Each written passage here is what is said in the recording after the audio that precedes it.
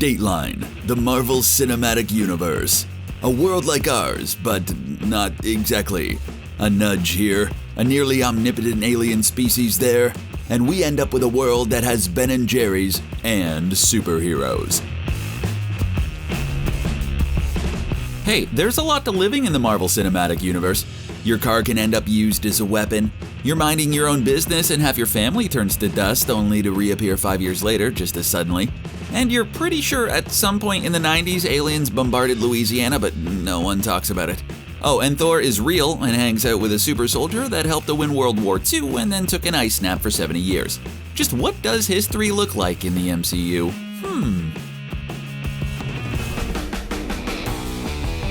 Carl Sagan popularized the idea of a cosmic calendar, a way to condense the entire development of the universe into a single calendar year, where the Big Bang starts a second past midnight on January 1st and is now midnight December 31st.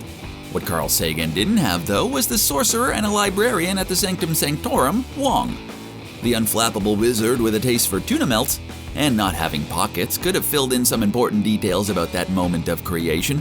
Mostly that the singularity created 6 stones that focused on the power of 6 aspects of the newly created universe. That would be the Space Stone, Mind Stone, Reality Stone, Power Stone, Time Stone, and the Soul Stone! What? Just Soul Stone? Okay, not that kind of soul? Don Cornelius would be bummed, guys. What's missing from the cosmic calendar we know, of course, is the pre-New Year's party that was taking place in Ginnungagap. Say that 5 times fast. I couldn't even say it once. The primordial pre-universe realm ruled by the Dark Elves before the creation of space and time started mucking things up. Oh yeah, science is gonna get real weird.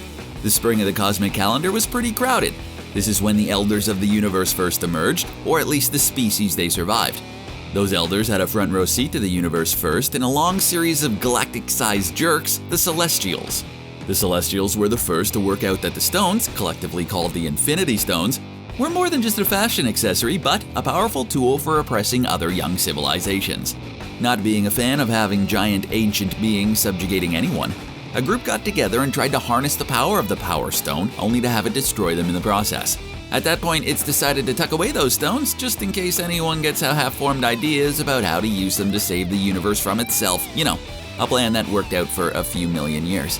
Meanwhile, one of these galactic-sized jerks had wandered off to form a planet around himself, and then created an avatar to send to other planets to find more like him, only to find no one is as awesome as he thought he was. So he started seeding the universe to create someone. Fittingly, the Celestial's name was Ego. Millions of years later, he'll be responsible for the destruction of a Dairy Queen in Missouri. It's all connected, man.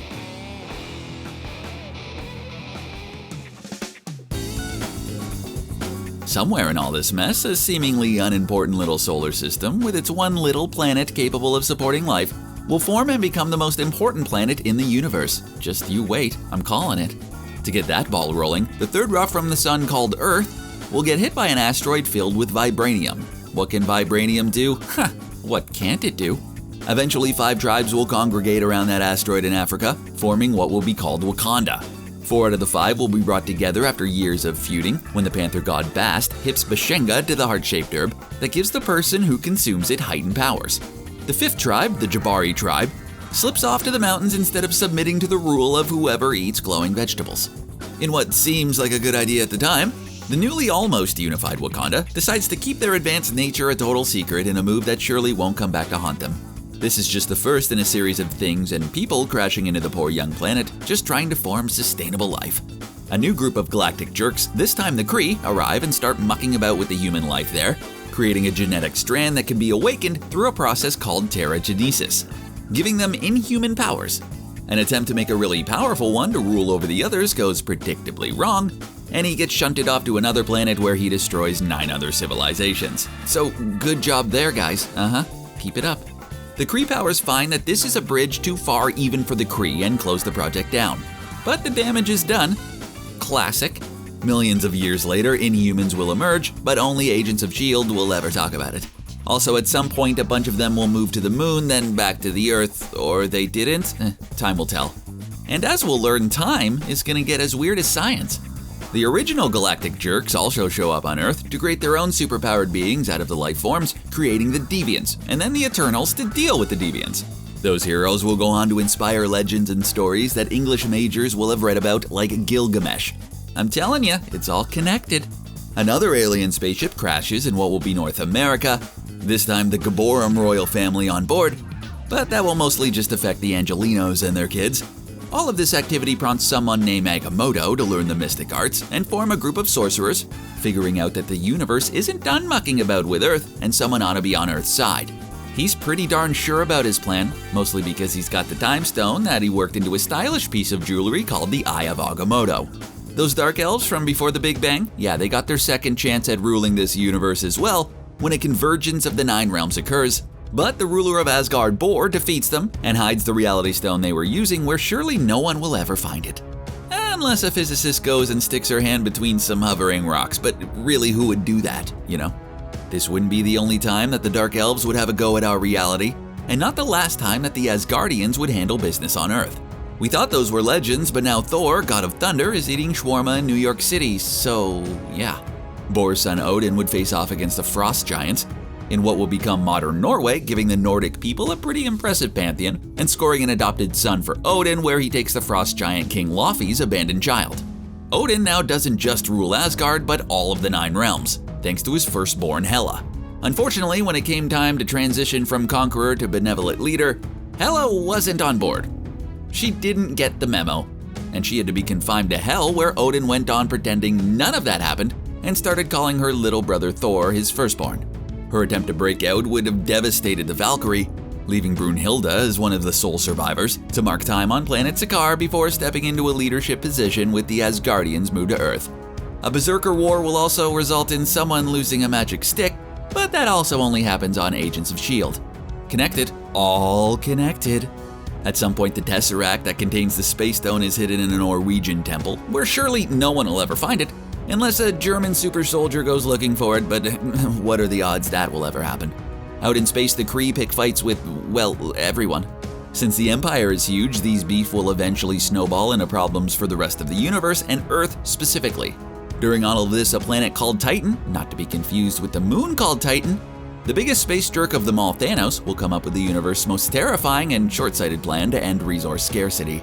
Much of the history of the universe is driven by space jerks. Let's hear Carl Sagan say that, huh?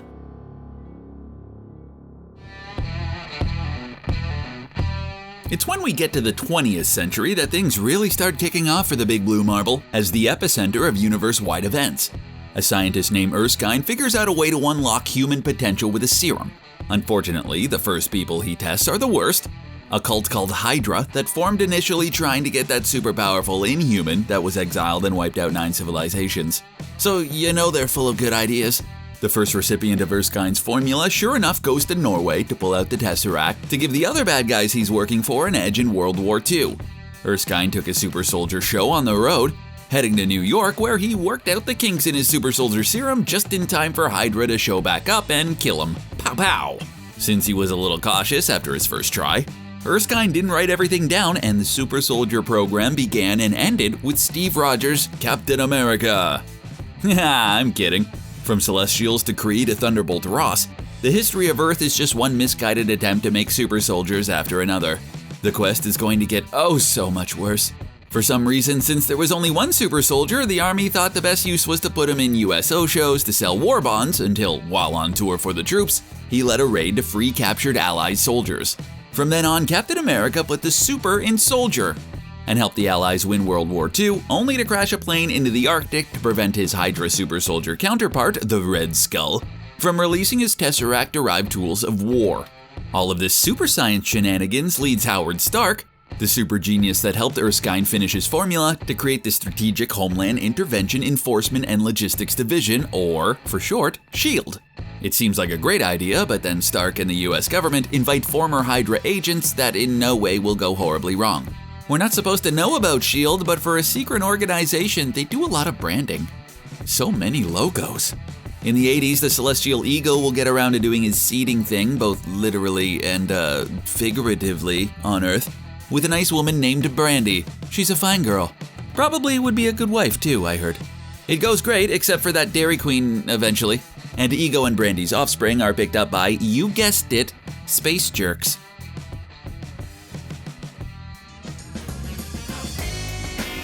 Also in the 80s, a less jerky Kree named Mar-Vell decides to step out of the hole picking a fight with everyone merry-go-round, and comes to Earth to use a Tesseract that was supposed to be hidden to create a faster-than-light drive and get some Skrulls away from the war.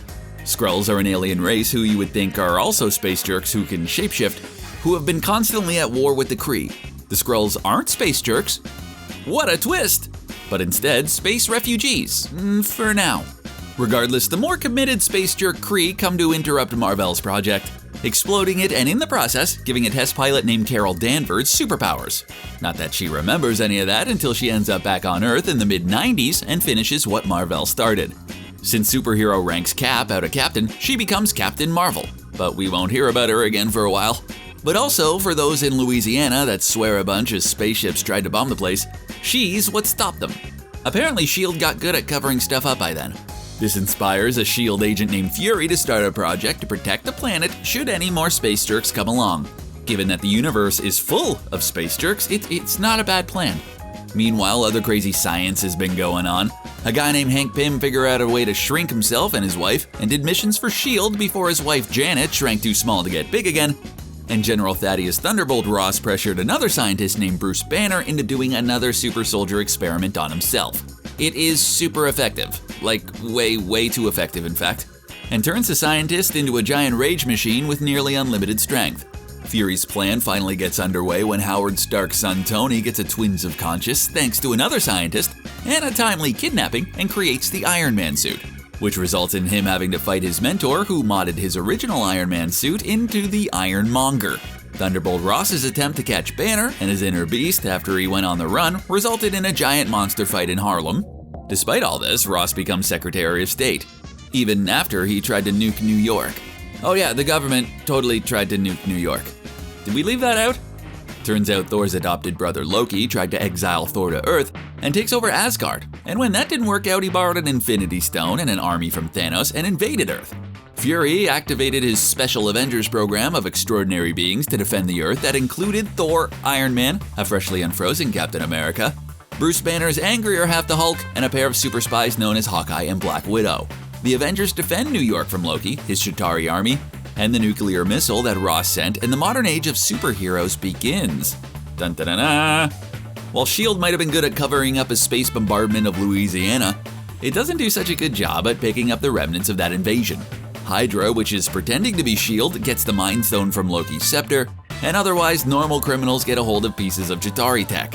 Captain America's sense of value and justice doesn't mesh well with Hydra pretending to be S.H.I.E.L.D., and that results in Hydra being outed and a bunch of helicarriers crashing just outside of Virginia, which is the first time a lot of people found out that the government had flying aircraft carriers. It also turns out that Captain America's childhood best friend was also a super soldier, now who is used as a super assassin. Tony faces off with a guy he tried to brush off at a party, and then goes on to create a fake terrorist to hide his own super soldier program that causes the recipients to explode. Also, Tony starts another one of his failed retirements from superhero life. While Baron Strucker of Hydra uses the Mind Stone to give a pair of twin superpowers, Tony Stark and Bruce Banner use it to create a super android that tries to destroy the world by using a city as a giant pog striker. Out in space, Ego's son Peter Quill never made it to Ego, and instead became a space rogue who steals the Power Stone without knowing what it is. It ends up in the hands of a Kree who is a jerk even by Kree standards, who tries to use it to destroy the Xandarians, one of the many people the Kree had declared war with but had formed a truce. Turns out with a little help from his friends, Quill can palm the Power Stone. Neat trick. Quill leaves the Power Stone with the Xandarians, so that whole saving them thing doesn't really take. We didn't hear about that on Earth, but that's where things really started to go south for the Earth and the rest of the universe. On Earth, of course, we're doing our best to make things go badly, worried about the collateral damage caused by a team of superheroes that doesn't recognize international borders. The UN tries to get the superheroes to sign an accord that puts them under UN oversight.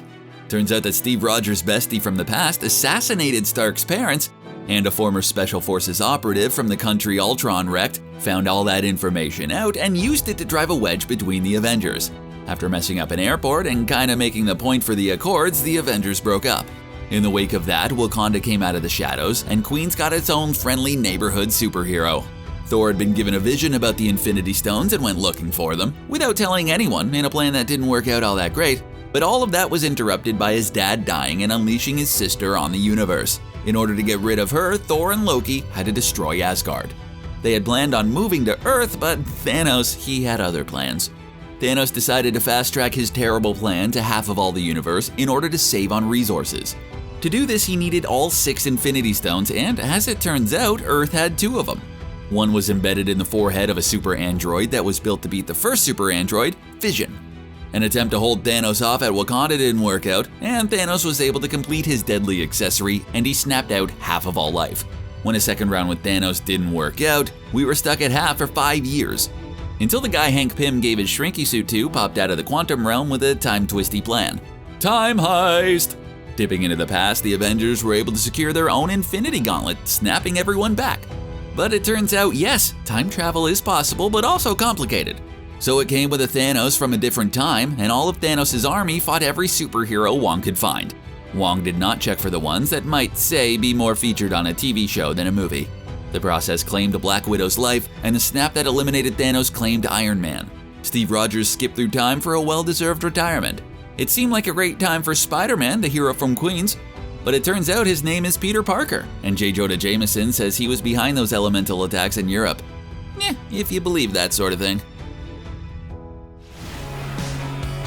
Rumor has it that another set of super soldiers made by space jerks are all set to make an impression by, let's say November 5th, 2021, where the cycle continues. What unexplained phenomenon of the superhero age is on your list?